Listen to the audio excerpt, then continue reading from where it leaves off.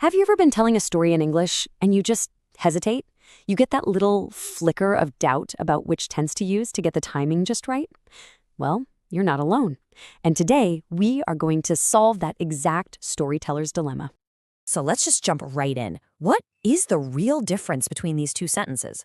I mean, at first glance, they look pretty much the same, don't they? On the left, we've got, I was studying when you arrived. Simple enough. And on the right, I had been studying when you arrived. Now, here's the crazy part. Those two little words, had been, completely changed the timeline. They tell two totally different stories about what was happening and when. And figuring out that difference, that's the secret to making your stories crystal clear. All right, let's break down our first storytelling tool. Think of this one as your go-to for describing an action that's already underway. Let's meet the past continuous. So what's its main job?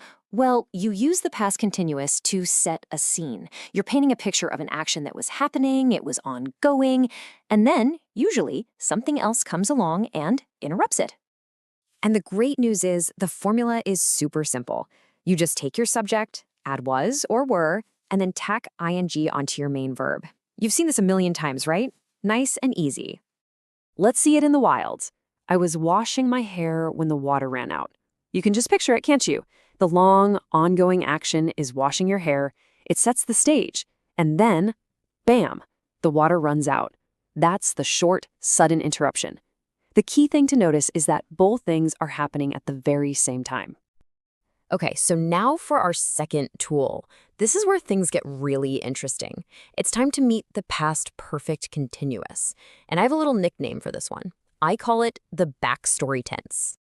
The most important word on this slide, the one you really need to remember, is before.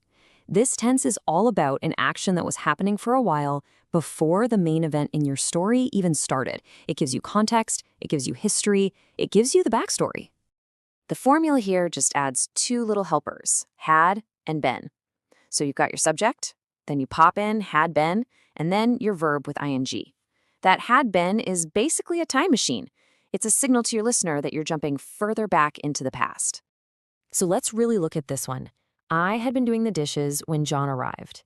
See, the story here isn't about the exact moment John walked through the door. The real story is about everything that was happening before he got there. The dishwashing had already started, it probably wasn't finished, and it gives us the context for why the kitchen was a mess when he showed up. All right, it is time for the main event. Let's put these two tenses right next to each other and figure this out once and for all. It really just boils down to two things: time and consequence. First up, the timeline. With the past continuous, the events are happening at the same time. Julia was cooking when the guests arrived. You can picture it. She's at the stove, the doorbell rings, it's all happening right now. But with the past perfect continuous, the events happen one after the other. Julia had been cooking for hours. The cooking started way before they arrived. The focus isn't on the doorbell, it's on all the work she put in beforehand. And that brings us to the second big difference, the context. The past continuous is all about a specific moment. At 3 p.m., it was raining. We're zeroed in on that exact time on the clock. But the past perfect continuous, that's all about duration and the result. It had been raining, so the ground was wet. The rain might have even stopped by now, but we're seeing its effect. It's not about the action in the moment, but the consequence of the action on that moment.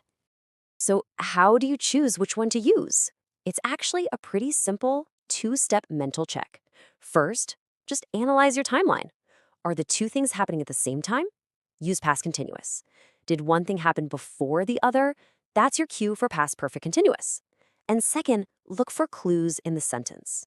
Words that point to a specific time, like at 3 p.m., usually mean past continuous. And words that show a period of time, like for hours, are a dead giveaway for past perfect continuous. Okay, let's wrap this all up. If you only remember one thing from all of this, let it be this next part. Just think of it like this. Past continuous is the interrupted action. It's what was happening at that moment. Past perfect continuous is the backstory. It's what had been happening before that moment. One is all about a single point in time. The other is about the lead up and the after effects. That's really the heart of it. So there you have it. Two incredibly powerful tools to make your storytelling in English way clearer and way more dramatic. The only question left is, now that you've got them, what story are you going to tell?